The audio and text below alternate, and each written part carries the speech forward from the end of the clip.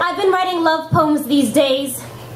In trenches of psychological wars, entrenched in a thirst of more, for more, I've been writing in the silence of solitude to acknowledge you, love, as I try to uproot us just to see how grounded we are and measure our depth.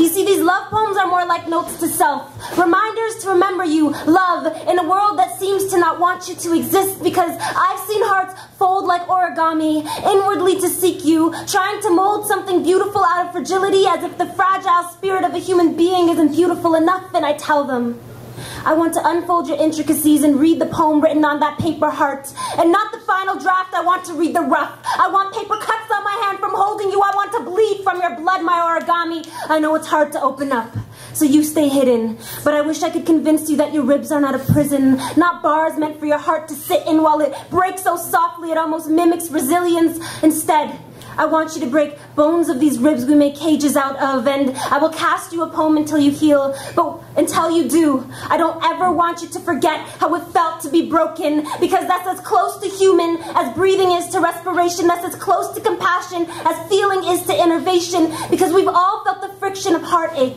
that volatile feeling of the trembling spirit, the tectonic shifting of pain, the words trapped in our throat swallowed back into the abyss of the unspoken. I wonder how we will ever grow if we can't vomit those suppressed words, however potent with anguish, if we can't look the ugly in its beautiful face and admit humanity, to look up and realize we are all folding in a sea of lost notes to self.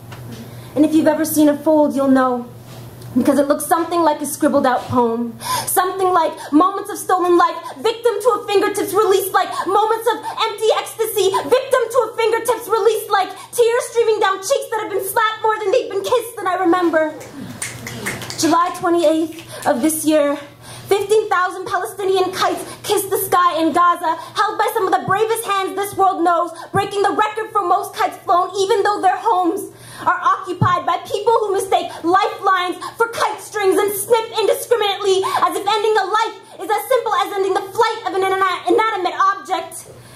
But still, they're resisting folding. So don't tell me there's no hope when I can smell hope in the ashes of broken down ghettos. My origami, I promise you things will get better as long as we keep unfolding and spread out to the world.